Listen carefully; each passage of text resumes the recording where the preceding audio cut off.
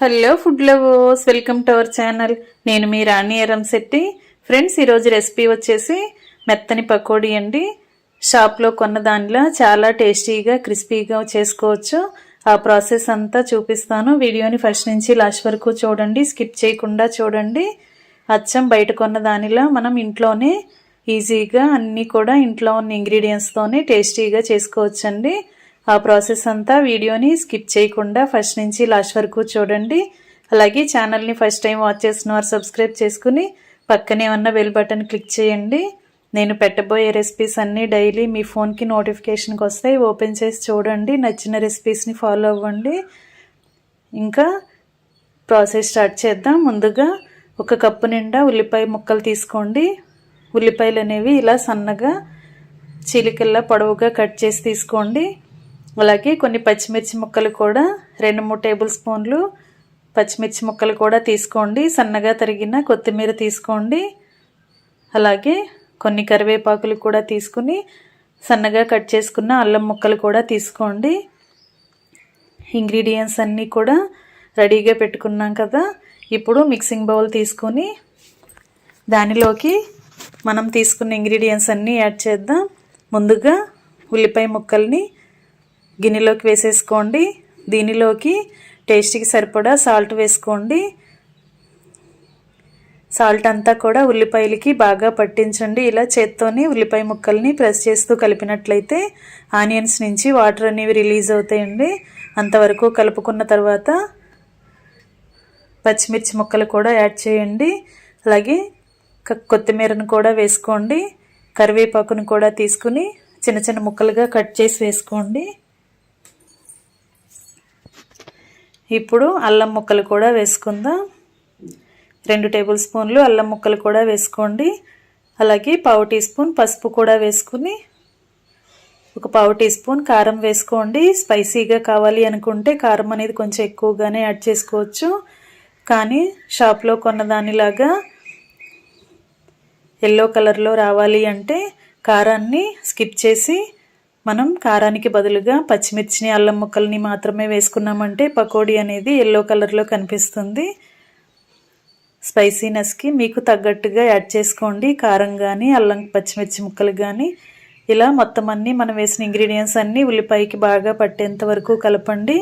ఇప్పుడు మనం ఏ కప్పుతో అయితే ఉల్లిపాయ ముక్కల్ని కొలిచి తీసుకున్నామో అదే కప్పుతో కప్పు నిండా శనగపిండి తీసుకుని వేసుకోండి. దీనిలోకి 2 టేబుల్ స్పూన్లు పొడి బియ్యం పిండి వేసుకోండి. ఇలా పొడి బియ్యం పిండి వేయటం వల్ల పకోడీ అనేది క్రిస్పీగా వస్తుంది. అలాగే 1/4 టీ స్పూన్ వంట సోడా కూడా వేసుకుని ఇవి 3 కూడా ఉల్లిపాయలకి బాగా పట్టేంత వరకు కలపండి. ముందుగా మనం ఆనియన్స్ని సాల్ట్తో కలిపాం కదా, వాటర్ అనేవి వచ్చాయి కదా, ఆ వాటర్తోని పిండిని చాలా వరకు కలపండి. చాలా వరకు కలిసిపోతుందండి.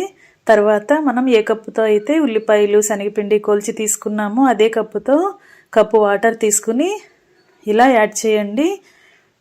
మనం పకోడీ పిండిని మెత్తని పకోడీలాగా చేయాలి అనుకుంటున్నాం కదా, దానికి కోసం వాటర్ని 1/3 కప్పు వరకు పోసి కలపండి.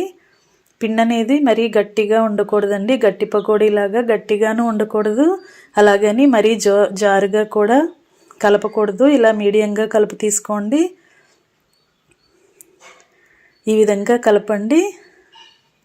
వాటర్ అనేవి 1/3 కప్పు వరకు పట్టేయండి. అంతవరకు కూడా కలిపి పిండిని ఇలా రెడీ చేయండి. మనం పిండిని కొంచెం కొంచెంగా తీసుకుని వేసుకున్నట్లయితే పకోడీ అనేది ఉండలాగా ముద్దలాగా రాకుండా ఇలా కొంచెం పల్చగా రావాలి. ఈ విధంగా కలిపి తీసుకోండి.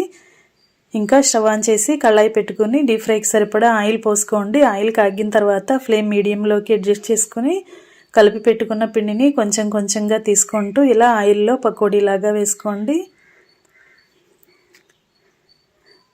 ఫ్లేమ్ అనేది మరీ హైలో కూడా పెట్టొద్దు, మరీ లోలో కూడా పెట్టొద్దండి. మీడియంలో పెట్టుకున్నట్లయితే పకోడీ అనేది లోపల వరకు కూడా చాలా క్రిస్పీగా ఫ్రై అవుతాయి. లేదంటే లోపలంతా కూడా మెత్తగా అనిపిస్తుంది. అందుకే ఇలా మీడియం ఫ్లేమ్లో పెట్టుకుని పకోడీని ఇలా గరిటెతో 2 వైపులకి కూడా టర్న్ చేసుకుంటూ ఈవెన్గా ఫ్రై అయ్యేంత వరకు ఫ్రై చేయండి. ఇలా క్రిస్పీగా ఫ్రై అయిన తర్వాత ఆయిల్ నుండి తీసేసుకుందాం. ఫ్రెండ్స్, ఛానల్ని ఫస్ట్ టైం వాచ్ చేసిన వారు సబ్స్క్రైబ్ చేసుకుని పక్కనే ఉన్న బెల్ బటన్ క్లిక్ చేయటం మాత్రం మర్చిపోకండి. నేను పెట్టబోయే రెసిపీస్ అన్నీ డైలీ చూడండి. నచ్చిన రెసిపీస్ని ఫాలో అయ్యి కుక్ చేసి పిల్లలకి సర్వ్ చేయండి.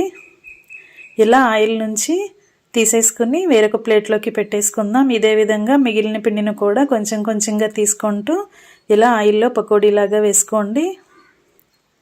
వీటిని కూడా డీప్ ఫ్రై చేసుకుని ఈవెన్గా ఫ్రై చేసుకుని ఆయిల్ నుండి తీసేయండి.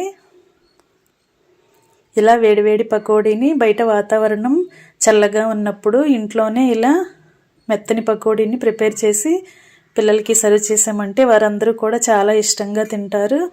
ప్రాసెస్ నచ్చితే లైక్ చేయండి, వీడియోని షేర్ చేయండి. Thanks for watching. నేను మీ రాణి ఎర్రంశెట్టి.